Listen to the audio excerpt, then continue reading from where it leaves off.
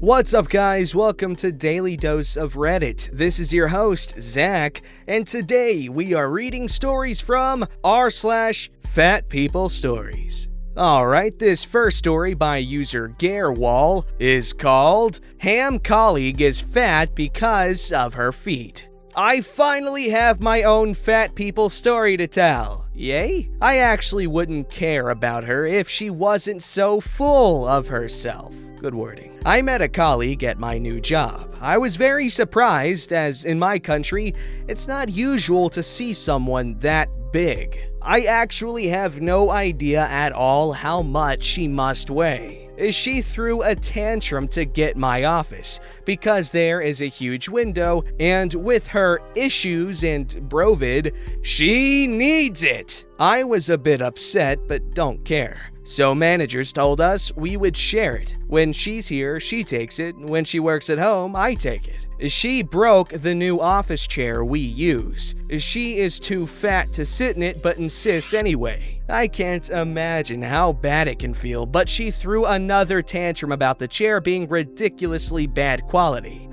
I lost weight recently, and my other colleagues told me it was impressive. Of course, Whale colleague was upset and had told us that she was fat because 25 years ago, she hurt her feet with a forklift. I must admit I'm pretty suspicious because I worked in a hospital with people that literally lost both their legs and were in awesome health, doing a lot of sports. She also insists every day how healthy she eats because she only eats natural food. She only buys from farms and in whole food shops. Doubt it, as she told me a story about processed cheese she ate and gave her diarrhea. Yeah, her stories are very appetizing. I told her that fresh cream from farm tastes awesome, but it's still cream with fat and must be eaten with caution. But no, it's not fat, it's natural, of course. It happens that one of my colleagues is married to a farmer. He makes awesome cheese, and we can buy it from her. Also, when an animal has to be killed, she asks us if we want meat. I'm talking about 10 kilograms of meat, around 20 pounds I think, and you can fresh eat what you want, but most of it has to be frozen or it'll be lost. Feet hurt colleague bought one. She ate the whole thing in 1 week. But it's from a farm, so it's not fat, right? Also, on lunch break, I saw what she really eats. She asked me what I was eating. I swear she only talks about food. It was a bit of a depressing meal because I had nothing left in my fridge and had packed it last minute. So, only lettuce and a yogurt. She reacted, "Ooh, my meal is worse. I'm gonna only eat leftovers.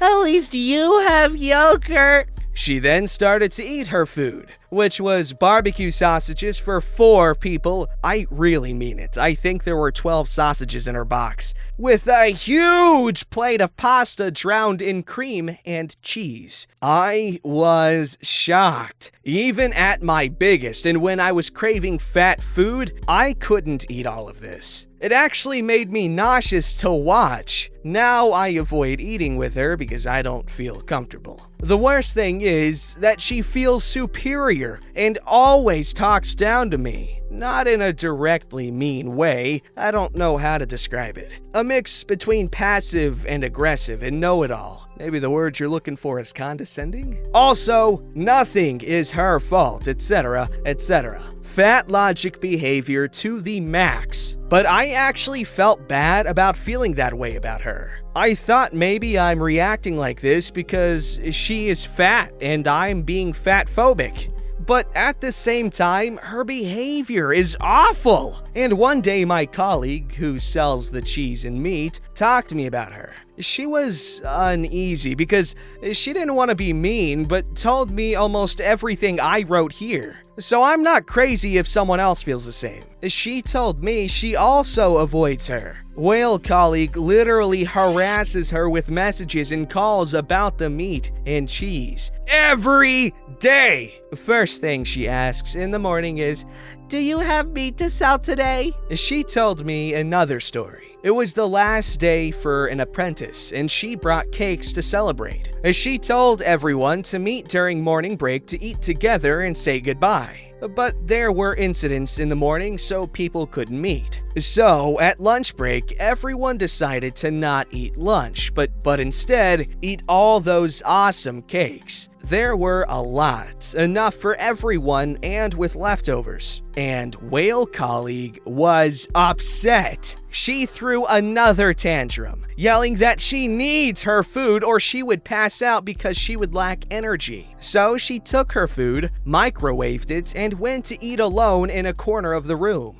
while everyone else was embarrassed but tried to ignore her to wish good luck to the apprentice.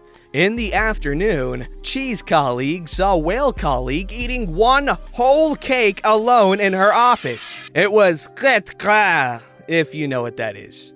I tried. Literally butter cake. No normal human is able to eat a whole crête alone. She was surprised that Cheese Colleague saw her in the act, and she spat it everywhere. Cheese Colleague was disgusted, but didn't think much about it as there was still a lot of work to do. At the end of the day, Apprentice told everyone to take the leftovers they want. But where are the cakes? I let you guess. That was long, sorry. I'm sure I will have more to tell about her though. That was a good story. You're welcome for my glorious French pronunciation that I'm 100% sure is 100% correct. And if you disagree, you're just a freaking doorknob. But wow, how do you guys feel about people that eat a large amount of food that's for everyone? Because I've been that person before, but that was because, okay, so it was a potluck, and I think I told this teacher before, the story before, but my teacher, she baked a bunch of pies for me specifically because she literally asked me what pies I wanted, and I ate so much and I don't even care.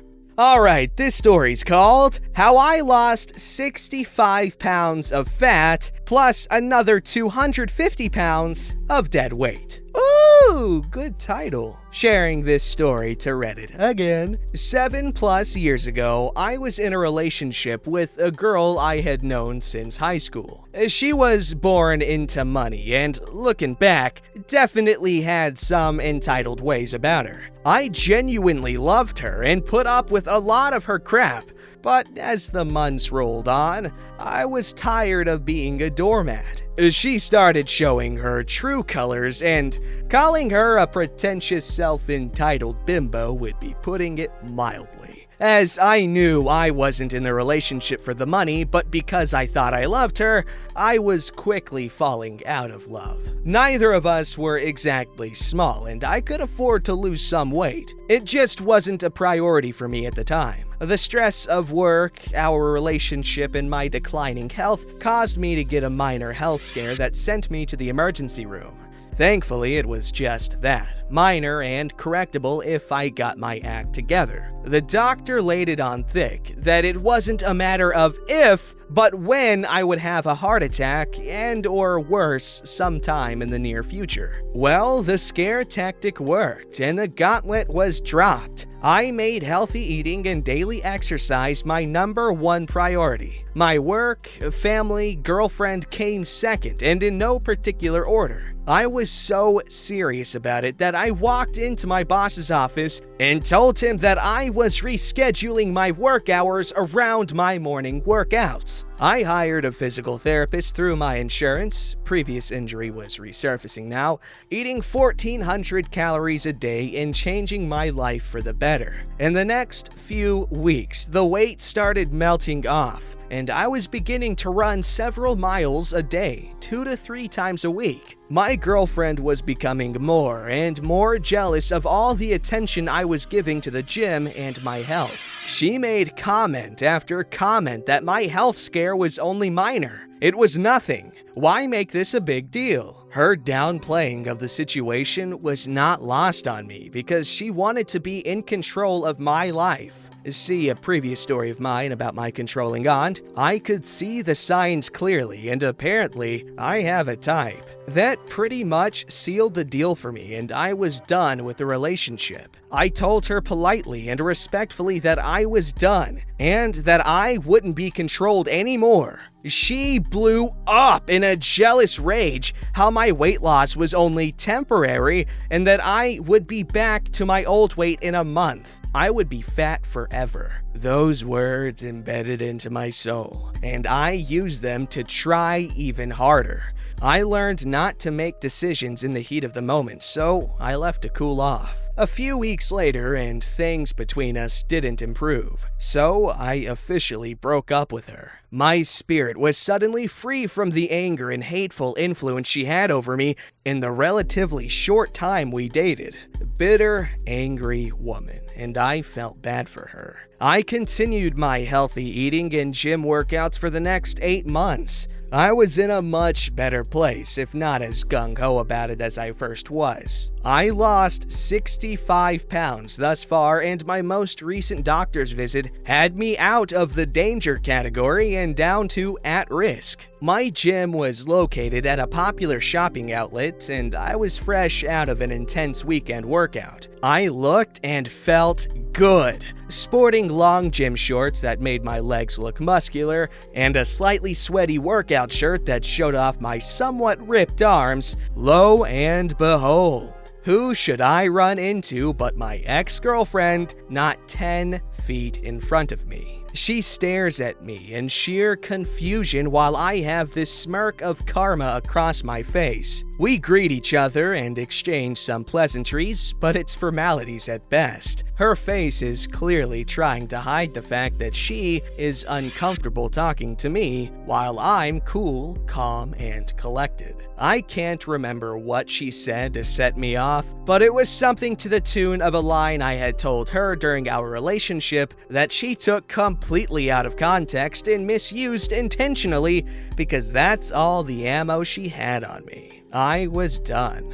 Done with her, done with the conversation, and done with being around her. I snapped back. "How's that month looking now, bean burrito?" while referencing my whole body with my hands. Her open mouth gape, wide-eyed stare that immediately followed was something that I will never forget. Well, buddy, first of all, good job and congratulations on such a massive weight loss in such a short amount of time. Most impressive. Second of all, that must have felt good. This story's called Morbidly Obese Roommate Leaving Crap on the Toilet Seat. I can't believe I am posting this, but I honestly don't know what to do at this point. I'm sorry if it grosses people out. It's super disgusting to me too. My roommate, who's been in my apartment, I don't own the place by the way, she moved in a couple of months ago because I needed someone to share the expensive rent that keeps being increased, is a 60-year-old female who's 5 feet tall and weighs over 400 pounds. She is so obese, she has trouble walking, standing, and doing most other things we all take for granted, including maintaining proper hygiene, I have discovered. Please don't tell me to kick this person out, although if the situation doesn't change soon, I may be left with no choice. I mean, it's not as if I haven't thought about it, but I'd rather not. It's hard enough to find a roommate who's relatively sane, and it took me 9 months just to find her. And financially, that's easier said than done. Plus, at this point, after discussing other problem issues that she's working hard on solving, and has stopped doing most of them already, this is one of the last things that needs to be stopped. But I acknowledge it's a big problem. Plus, I want to know that I've done everything I can to try to resolve the issue before asking her to leave. The first 2 times this happened, I thought it was a fluke and just cleaned it up myself. Yuck! There were a couple of small, dookie smears on the toilet seat after she took a dump that she just left there. The third time it happened, I was pissed. There were crap splatters not only on the toilet seat, but on the outside of the bathtub that's next to the toilet. I have no idea how she managed to get the crap all the way over to the bathtub. But I knew That's what it was. So I immediately went to her and said something like, "There's something gross on the outside of the bathtub and I'm not gonna touch it." She immediately went into the bathroom and cleaned it up without saying a word. A day later, I specifically told her that it is very important to check the toilet seat and around it to make sure it's clean, and if it isn't, to clean it. She heard me and agreed. Then, you guessed it, a couple of days later, another turd smear on the toilet seat. Not huge, but enough that I'd be damned if I was gonna sit on the seat. So I cleaned it up, she wasn't home, and I had to use the toilet. I haven't seen her since that last time. I mean, she's been here, but due to our different hours, we missed each other. I don't get it! Even if she is so obese that she accidentally craps on the seat, from my perspective, she could at least clean it up. I think my request for her to clean it up is very reasonable. It doesn't take hardly any effort. She may be fat, but she's not blind, damn it! Am I missing something here? I already told her I'm going to make a cleaning list that both of us will share the work. I haven't had a chance to do it yet, and we'll get it done this weekend. My plan is to state specifically on the list, among other stuff, to make sure after you go, number 1 or number 2, to check the entire toilet, including the inside for dookie marks and everything around it to make sure there are no poop or pee stains that you've left behind. If you don't have your glasses on, either go get them or use the magnifying glass that is in the cupboard right in front of you. This is not only a must for sanitary reasons, but just common courtesy for the next person who uses the toilet. I am very open to thoughtful, productive ideas from other Reddit members on this unusual problem. This is why I posted here. I'd especially be interested in helpful comments or suggestions from morbidly obese people who deal with hygiene issues themselves. However, please be respectful to me. I've had a couple of people in this group in the past be genuine, cruel buttholes on prior posts, or I will report your comment, delete it, and block you from responding to my post. Believe me, I am not in the least sensitive about constructive feedback. I won't, however, tolerate unnecessarily mean, judgmental comments. There is absolutely no reason to be a jerk. Thanks. Next time she does that, just be like, "Hey, clean your plate." Ah, God, that's just an absolutely disgusting problem to have to deal with. All right, this story's called Megatron Karen Tried to Take My Wheelchair from Me at the Gym. I posted a few months ago about a kid wanting to ride in my power wheelchair and his mom, Megatron Karen, throwing a fit when I said no. This is a continuation to that story. Karen accused me of faking my disability and wanted me to get out of my chair so her son could have a go. I hoped I would never see her again, but it turns out that Fatty Pumbaa decided to shred the lumps. Unfortunately, though, she chose my gym for that. Imagine how thrilled I was when I turned up to the gym today and saw Miss Megatron on the elliptical and it groaning under her weight. Hey, come on. I'm a C4-5 incomplete quadriplegic. I have mostly full use of my upper body and partial use of my legs, and I can stand with assistance, which is what I was about to do. I was dreading this because of what she said last time, and because I know she would be able to see me standing, and thus confirming to her that I'm faking it. There are videos on YouTube of me doing this.